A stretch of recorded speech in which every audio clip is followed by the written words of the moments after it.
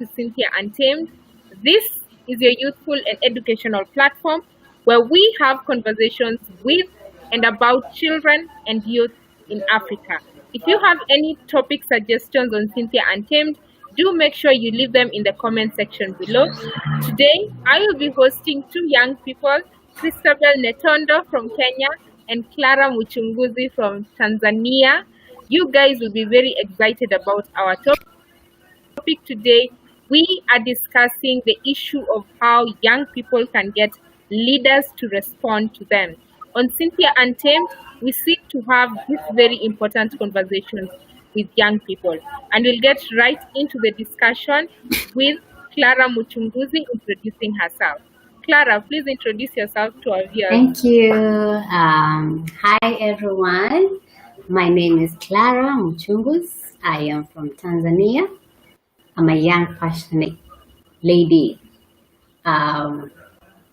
very willing and very passionate working with young people. And I've been working with young people for about 6 years now.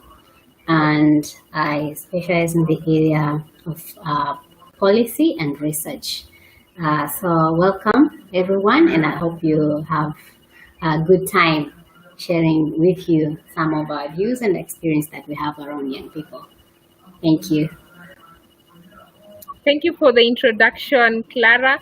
A kind request to our speakers, please just raise your volume so that we can all hear you very, very well. Great. Christabel, please introduce yourself. Hi everyone, my name is Christabel Netondo. I'm from Kenya. I'm an analyst at Moi University, taking a degree in education.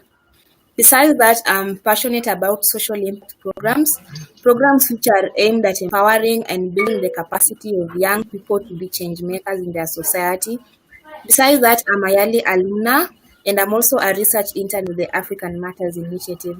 Being passionate about young people, youth development is the sole reason as to why I'm here. Looking forward to your engagement. To you, Cynthia. Thank you so much, Clara and Christabel. Oh my goodness. By the way, have you guys noticed we all have names starting with Cynthia, yeah. Christabel, Clara? Yeah, that's such a coincidence. Yeah. So Clara, you've had quite some good experience working with young people. You work with young people through Restless development. Maybe you can just tell us how young people can be nurtured to participate in leadership positions, especially through national councils, civil society, and public service. Okay. I think one of the great things that everyone should understand is that currently we have more than half of the population globally formed of young people. We have young people below 35 years who are the strong generation, who are the ones that are in a better chance to influence development in every level, be it at community level, be it at economic or social levels. So that is one of the very important key that we should consider, and that makes young people one of the greatest, wealth for us to embrace and to make sure they are meaningfully engaged at all levels. And so with that concern, what should we do to nurture them? One of the very great things is build their capacity. If we really want young people to get these leadership positions and have impact in the community, we must build their capacity. They have the willingness, but sometimes, somehow, they lack that capacity to be able to speak out what they think or to show what they have. They lack the confidence. And so with capacity building different areas, that will give them confidence to stand out and go and contest and take up different leadership roles in their communities. And that starts from the family level, goes to whatever political level or any change that we want within the community. If we don't really build their capacity, we will not get the result that we want with young people. That is one. But after building their capacity, you give them the opportunity to exercise what you've taught them. Yeah. So you give them different roles and trust them that they can do it. So it goes the same way to leadership. If we really want them to take these leadership roles, let us trust them, give them those positions, and see how they can exercise and see how best they can bring the positive change that we want today. So the problem has always been that they are not given the chance. They are not being trusted that young people can take leadership roles, they can lead adults, and that's one of the very challenge that is young people are facing. And truly that they cannot stand on their own if they don't have support of the adults. And so we need to do that. We need to trust and give them the roles and trust them that they can do that. But also make sure we give them opportunities. How are we sharing the opportunities that they are available for them? Yeah, we have different councils. I hope in Kenya you also have that. We have youth councils. Yeah, we have any other boards that have decision-making platforms. And so all these are opportunities that young people can simply participate and bring the impact and share out what they think is their priorities, and through that we can see how they can bring impact, because they will be represented.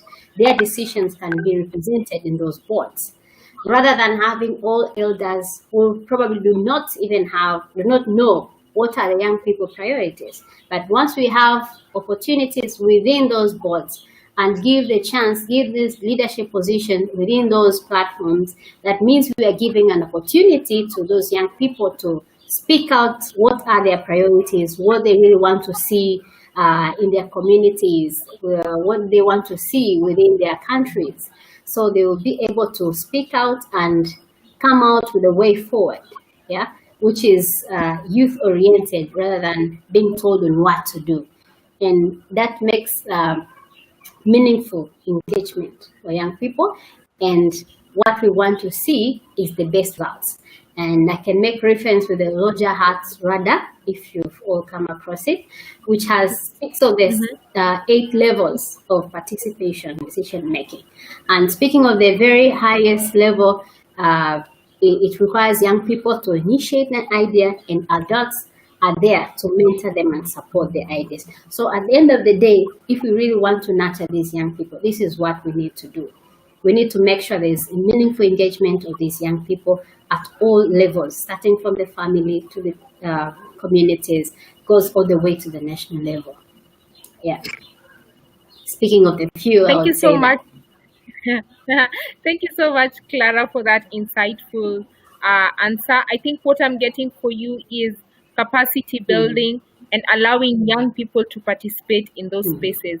And yesterday we had the launch of Generation Unlimited, a platform to empower young people, a partnership to, ensure that young people meaningfully participate. And one of our youthful speakers say that young people should be included in the main menu, in the main one, and not just be a side dish on the table. And so even when we talk about bringing our seats to the table, are we coming to eat the side dish? Are we coming to, be part of the menu and have very, very meaningful conversations? If you are watching this right now, please make sure you comment where you are watching from. If you are watching from Tanzania, make sure you say hi. If you're watching from Kenya or any other part of the world or in Africa, make sure you do. Christabel, I'll head right to you and ask you, so what are the factors that lead to ineffective leadership in Africa, knowing that Clara here has already told us about how young people can be enabled to participate? Okay, thank you, Cynthia, for that. Maybe before I jump into my response, I'd like just to echo what Clara has said. Besides young being given the capacity, besides young people being given the opportunities to exercise their leadership skills, I think another thing that can make these young people to take part in leadership spaces is by inspiring them with stories of other change makers who are doing good things in their society. Because a young person, you cannot be able to identify with the global issues that we face if at all you're not aware of these stories, what is affecting us. So exposure to them, to these stories of other young change makers, will be able to make them take up leadership spaces and change our society. And so just to jump right into my question on what are some of the factors that lead to ineffective leadership in Africa as a continent. Africa as a continent, as we all know, is that we are being faced by influx of poor leadership, poor governance, economic disparity, and we see that all these factors are being brought about by poor leadership and the bad governance. And what are some of the things that have led to this? One is that these factors are dependent on us as young people, in that during electioneering period, we tend to put in place leaders who are not authentic, leaders who do not have the values to lead, and leaders who do not have the mission to change their society. We elect leaders who are delineated to our religious or rather our tribal affiliation. And what does that mean? What that means is that you won't be able to hold that leader accountable if he or she misappropriates the public fund. And failing to hold a leader accountable may look at governance, and bad governance automatically leads to ineffective leadership. So yes, that is one of the factors that leads to ineffective leadership in Africa. Making poor and uninformed decisions during elections and these people into places of power. Another factor that leads to ineffective leadership is that as a continent, we've not instilled values of leadership to young people. In as much as effort is being taken to ensure that the next generation of leaders, the leaders now have these skills, the leaders that you have do not have values such as transparency, integrity, and accountability. In that, a young person who is aiming at taking up a leadership position, if he or she is going to look up at that leader who lacks those values, chances are that he's going to develop the same way as that leader. So what can be done to counter that is that these values need to be instilled to young people at an early age, because there's likelihood that they're going to reflect that to the future leadership positions that they may acquire. Back to you, Cynthia. Thank you so much for that answer. I think what you are saying then is that it's important for young people to put a little bit more thought when we're choosing our leaders. And maybe this should start from an early age, because we have young people, they turn 18, next thing they're voting. I'm sure the same thing happens in Tanzania. Clara, is that young people don't even know why they're voting. You're voting for the person who gives you the most money, the person who promises you the most things, or even sometimes the most popular person. If a musician vies for a position, you elect them just because you know them and they have this flamboyant lifestyle. So I think it's important to have more thought into the kind of leaders that we choose. And so Christabel has mentioned some of the things that lead to ineffective leadership in Africa. Clara, what do you think are the solutions to these challenges? Okay, thank you. Before I get there, I think I'd like to share just a small example or experience. This year in Tanzania, we are going through elections. In October, we'll be going through the national elections. And you've just spoken about it, that most young people don't know why they choose certain leaders. Maybe there are some factors that they look at which are not even basic, like maybe because a person is just famous on the social media, maybe because a person is just a singer, then he or she went to take up a form for contesting an MP position. So you see, some will just give a vote to that person just because of that reason, because that person has a fame. So you see, these are the sort of things that young people really need to know and do away from those things if we really need to improve the kind of leaders that we have in Africa today. Yeah. So going back to the question, like what should be done? Christabel has just identified most of the things. And what I see here is that we have not been able to embrace the principles of democracy, that include accountability, transparency, rule of law, respect to human rights. So you see all these things, citizenship participation, free and fair elections. You see all these things, if they're not really done accordingly, at the end of the day, we will have poor leaders taking up leadership positions. And if we want to train our young people today about the importance of embracing all this, that means we'll still have a generation of leaders that do not even know the importance of embracing democracy principles. So I think that's one of the things that we should really work on. If we have all that, if you have people respecting the rule of law, we'll not have some of the things that we are saying today. If we have transparency, we can even simply determine what leaders do we want. Do we simply want the leaders just because has a name somewhere? No, we'll not look at that, but we'll look how responsible is that leader to the community and what results is he or she is bringing to our community. But also if you have leaders who really appreciate the importance of citizen participation, that means inclusiveness of all people, being young people, elders, all of them participating and understanding, putting up all their manifesto clear so that they may be accounted for, we will be in a better position to create a good generation of young people who can be the best leaders and rectify what we have today. Apart from that, we also need the behavior change from the citizen, from all that we have seen. Yeah, the leaders themselves are contesting to change, but we also need the community that has change of behavior. It shouldn't be as always or as normal as the way we used to do things. It's time to change and see how we can do things better to improve leadership and make Africa have the best leaders and do away with all these condemnation that Africa today we still have very bad leadership because of all this that has happened. So it's high time that we change our behaviors from individual level to the community, in the political parties, because that's where the source is.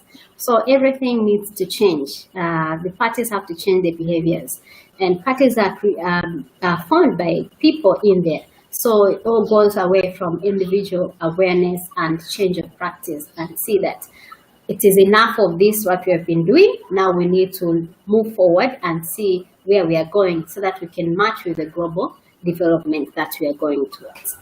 But also holding responsible of the leaders that we know they have not been doing well. I don't know in Kenya, but in most of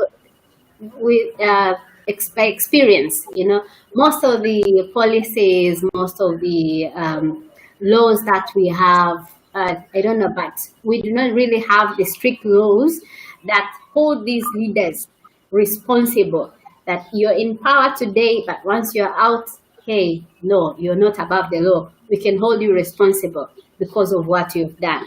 Yeah? And that is one of the way of doing accountability. So how can we account? How can we make them responsible if even the laws are not so strict to make sure that even though when they come to power, they are aware that, if I do this, at the end of the day, there's a law that is hindering me. I can be sued of the practice that I'm doing now. So I think we should be strict and we should not let them go. Let them take responsibility for what they're doing, because being a leader means you're out there to help people. You're out there to make change to the community. So we are looking out onto you. When you do bad, that means you're creating a bad image and you're making others to follow your way, which is not good. And the last thing I would say, what can we do is that leaders, they need to love their people. Once we have that love, you want to be a leader, but most of them lack that the passion with the people. Most people are so selfish, They're only looking out for their own benefit. But once you're a leader and you know that, okay, I'm going to save my community, the first thing that you should think of, that I must love my people.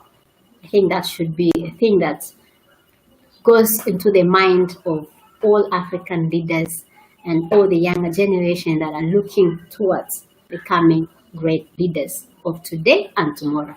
Thank you. Thank you. Wow, thank you so much.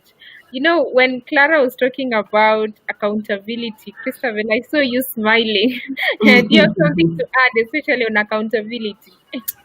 Okay, I remember that Okay, with African leaders, in as much as they might be held accountable, is that it normally becomes politicized, in that even if they're going to be arrested and arraigned in court, they'll still be freed. They'll still come back. They won't be able to pay for the crimes against humanities. They won't be able to return the wealth that they've stolen or the public funds that they have misappropriated. So, in as much as we are forcing for accountability, in our continent, it is something that has not been really effective as such. So, yes. Wow, and I think I think you're right on that. Clara, you've given so many insightful points. Guys, if you have any more suggestions on solutions to poor leadership in Africa, please make sure you share that. And Christabel also mentioned that it's important to have stories that inspire young people to be leaders. Make sure you check out some of these stories on CynthiaUNTAMED.com, and you'll be able to see the stories of advocates, influencers, mobilizers right here in Africa, so you can be inspired by your peers. But I'll go back to you, Christabel, again and ask you. Clara talked about behavior change as one of the measures, and you work in behavior change and communication a lot. But I'm just curious to know, how can we ensure that more women get into leadership, and especially young women, just so that we can also break these gender barriers that exist? Okay, thank you, Cynthia, for that. We all know that gender is an issue that is greatly affecting our society today, because with gender, if we try to close the gender gaps, we'll be able to achieve economic equalities and development in other spaces. You see that gender is such a sensitive issue, in that there's even a global goal that is just allocated to address this issue. That is Global Goal 5 on gender equality. This shows that the implication that gender inequality has not only affects the female gender or the male gender, but it cuts across all sectors, be it in the political, in the economic, and even in environmental spaces. And in order to ensure that there are more women into leadership spaces, because we all know that women, in 10 companies, we find that 1 out of 10 companies is only one that is being led by a woman. And how can we try to ensure that more women are being fostered into leadership and take up those spaces? I think one way we can do that is by trying to change the mindset of women. With leadership, it calls for assertiveness, aggressiveness, and all these are attributed to men.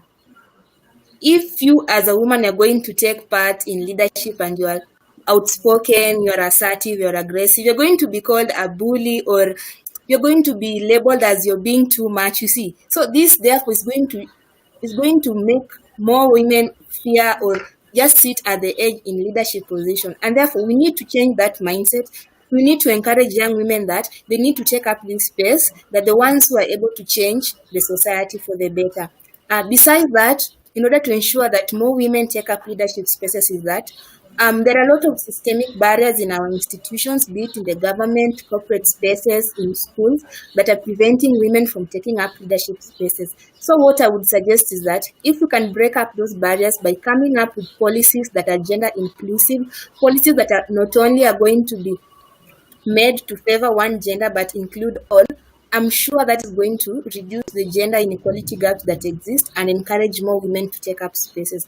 And I'll give an example of a workspace. If an organization offers maternity leave, for example, to women, we see that more women are more likely to go into that organization or to that field, unlike an organization that discriminates women in all forms. So yes, women need to be empowered to take up these leadership spaces by changing the individual mindset, and also these systemic barriers need to be destroyed by ensuring a gender inclusive society. So Cynthia, unless there's something you can add on that. No, I don't have anything to add, but I am curious about Tanzania, because I know in Kenya we have debates on the two-third gender role, two-third, one-third. The gender role debate in Kenya, we have that outlined in the constitution. We have now women representatives who are meant to, at least ensure that there are more women in power. We have so many organizations that are working to empower girls to get into leadership positions. But Clara, I'm very curious about Tanzania. What is Tanzania doing to ensure that there are more women and girls in leadership? Okay, so we also have so many initiatives being done by the government, but also we are seeing great role of NGOs, CSOs in doing all this to ensure there is inclusiveness and equal representation of women in different positions. Yeah. Speaking of the parliament, yes, we have special seats. I'm not so certain of the statistics, but we also have that, which allows more women in the parliament. And this time around, it has been so tough. So women have been also really becoming assertive. Christabel has just spoken of being aggressive and assertive. So we are also seeing among women themselves becoming so assertive and aggressive, wanting to have these opportunities to represent other women in the parliament. And we will, I think this time around, we'll have strong women, not just because they are women, so that they may go and sit there, but we really need to see women who can really bring impact. We just don't need representation, but we need a productive representation of these young women. So far in Tanzania, we are really doing great, and we are seeing the number is increasing, but we still have much to do, because we need to see women who can go out there and compete with men and take over the councils and go to the very few in that number. But I hope it's gonna be great in some years to come. Yeah, sure. Just simply if I can add on something. Yeah. Yes. Just to echo on Clara's on gender inclusive, it is one thing to be gender inclusive, and it's another thing to include the female gender and allow them to participate and make the influence. It's not just enough to allow them to sit at the table Yes. or to invite them. Allow them to take part in the decision-making process and even in the implementation phases. That is where an effective gender-inclusive structure or system can be outlaid. So back to you, Cynthia. Thank you, guys. You really insisted on that part where women in leadership need to participate. And I think that is so important. We as women are not flower girls. Our role is not to just go and sit and, so that people can go and report that there are some women and girls in that room. No, we are not tokens. We are leaders. And like the two of you have rightly said, we need to be aggressive. We need to participate just like the men, not just because we are women. We shouldn't just be given positions just because we are women, but because we are capable of doing so much to change our communities. And I think that is so important. Clara, you also mentioned something about accountability. And I'm very curious to just know some of the best practices when it comes to accountability in leadership. Okay. So with accountability, I think I'll speak on one thing which is very basic, basically on having good policies, good systems of law. That means what are the available laws and regulations that really lead us into accountability and make it more effective. If we don't have good systems of checks and balance in place, we cannot really run this accountability thing. It will be just like we are speaking about accountability, but we can't really effectively implement it. So we need all these clear checks and accountability, clear policies that really show that once this is done, this is the outcome, or this is how we're going to do it. Also, the laws will help to bind these people and make sure they're really accountable to the what they have really planned to do. Like if it's a leader, they have manifestos. So we should have clear systems. How are we going to check on these manifestos and the implementation of the manifestos? And know that a person comes to power They bring in their manifestos who will do 1, 2, 3 for you. At the end of the day, it's 5 years, they're out. There's no any clear system that is there to make sure we can hold them to account that, hey, you promised this and that and that. Why you didn't do this and that? Or what happened that this was not achieved? But at the end of the day, if you don't have this, we'll find these people coming back again and contesting. As long as they have provided money for the people as bribe, actually, and that is corruption, it will be very easy for that even to be encouraged more. But if we have these checks ready, that before we go for the next round of election, let's do a check and balance of how far is this leader has implemented the manifesto, which is actually where we're trying to promote it during the election. I think that is one of the very basic things. And that's the most thing that we are lacking, that we do not have that system. At the end of the day, we won't know the feedback, and everything now goes wrong. And at the end of the day, we choose the same leader and we'll actually expect the same results. There's no change with such kind of a leader. Yeah, so that is the basic thing. If we really want to see accountability, is being practiced. Yeah. And in Kenya, we have Chapter 6 of the Constitution of Kenya that has all the values that a leader needs to have. But really, I do not know what happens when it comes to accountability. Christabel, do you have something to comment on accountability in leadership? Accountability in leadership, especially in the case in Kenya, is that as citizens who put those leaders into those positions of power, we're the ones who normally fail to account them. And as if on our end we're going to fail to make those leaders accountable, how are they themselves going to make themselves accountable? You see, so they'll feel like the people we are serving do not even care about us. They're not concerned about our progress and all that. So chances are they're going to ignore giving us the stake or giving us the report on the progress of how they've been able to implement their manifesto, the projects that they have had, and all that. So it all goes down to us as citizens to hold them accountable, and also goes back to them as leaders to take responsibility and give report on progress of their projects as people in authority. Back to you. Yeah, for sure. And Clara, you talked about laws and ensuring that those laws are in place. But I think sometimes we have laws, but the citizens are not even aware of the laws. What are some of the ways we can get our citizens to be knowledgeable of those laws, and then in the end, make sure that their leaders are accountable? Okay, so one of the problems has been information access. So we know that these laws are there, but with information access, it needs two. Is the ability of one searching for that information and the availability of that information. So these two ways depend on each other. We can have the information available, but if I'm not willing to search that information, I'll not be aware of what is going on. So that is what is happening with these laws.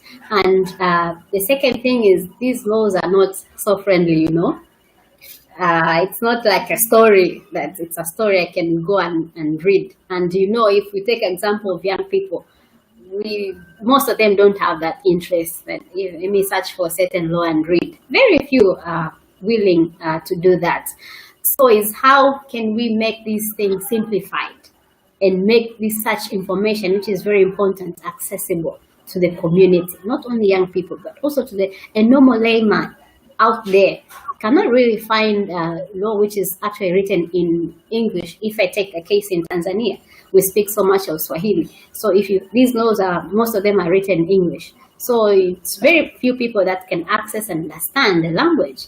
So how do we translate these laws into a simple language that even a layman can understand? So that's one of the gaps.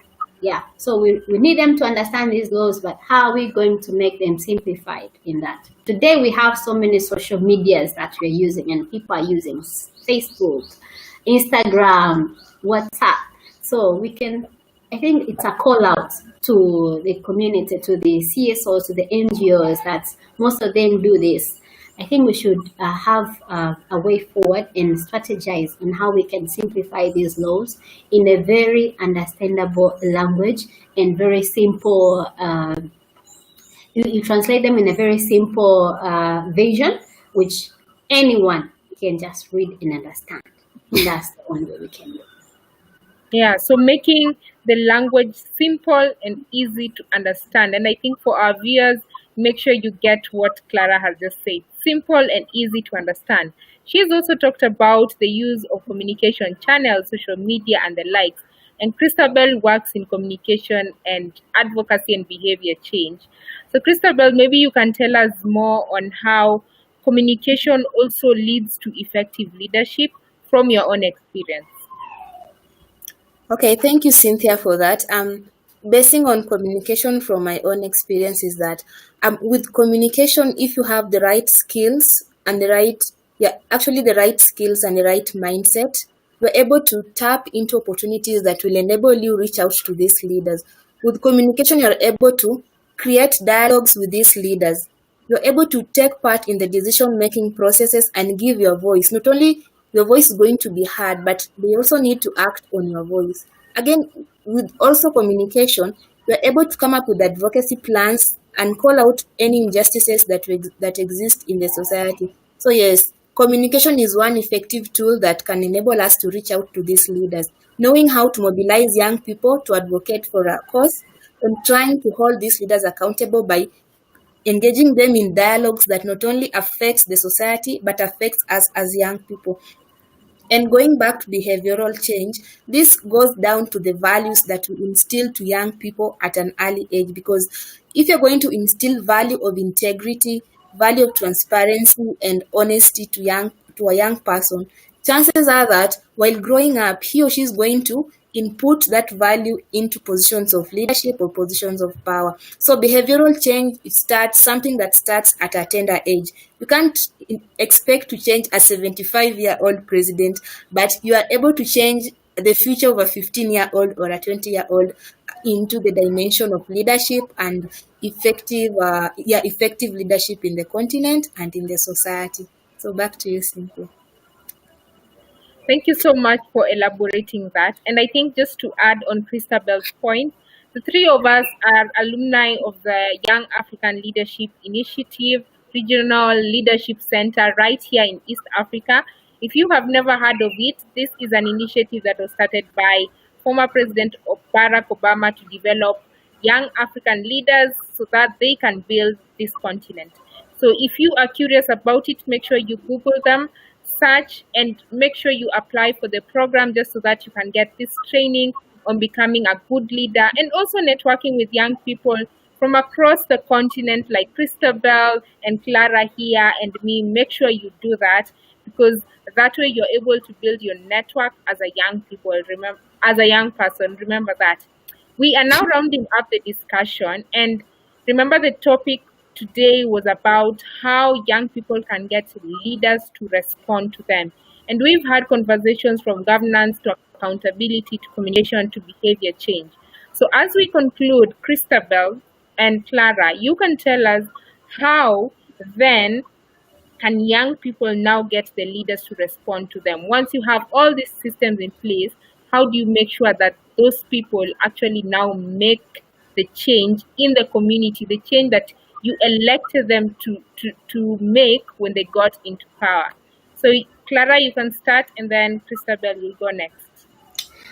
Okay, thank you. So one of the things that will assist us young people to make sure these leaders are really responding to what we need is by making sure we as young people know what are our priorities and how are we communicating our priorities, where and how.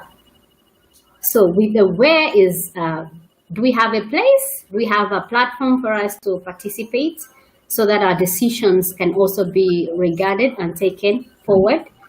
And how are we engaging? How are we making them is through making them accountable. So Christabel spoke of having dialogues. So how are we able to make different dialogues, the social dialogues with these leaders to make sure we able to communicate our priorities and see how far have they been responding to our priorities, how far have they been implementing these things that as young people have been communicating to them, so that they may respond and make sure the youth sector or youth development is being taken forward. So that is one of the greatest things that we should look forward onto. But the second thing is make sure that we have the opportunity, we have the space for us to participate in decision making. Let's make better use of the councils that we have. Let's make better use of every single opportunity that we have, from the community to the national level. So it's a calling also to us as young people to be able to know what are the platforms that we have today. By knowing these platforms, we'll be able to go forward and say and claim that opportunity. Say, hey, as young people, we have a representation in a certain sector. So we should go forward and take that opportunity so that we can be able to meaningfully engage in that opportunity and speak out what we think as young people. As young people, we can represent ideas and what we want those leaders to respond and to take forward what we think will help us as young people. I think those are the two things that we as young people can do, and it will help in one way or another to help these leaders to respond to what we think is our priorities, and what we believe, not even think, what we believe are our priorities. Yeah. I think you all heard what Clara said. Active citizenship. Be an Back to you, Cynthia. Be an active citizen. Yes, I heard you, Clara. Be an active citizen. Make sure you look for these spaces to engage. So sometimes if you're sitting at home and waiting for someone to come knocking at your door, are you a young person? Can I engage with you? Sometimes, many of the times, that will not even happen. So you have to be an active citizen and look for platforms to make sure that leaders in Africa respond to you and respond to your needs and are accountable to the things that they promised to do when they got into power. Christabel? Yeah, also mine is just to echo on Clara's and your point to young people taking part in decision-making process and taking part in meaningful engagements that affect them. Because as a young person, you can't expect leaders who are 55 to 75 years old, and you as a young person who is 30 years old, for them to come up with policies that will directly affect you and positively impact you.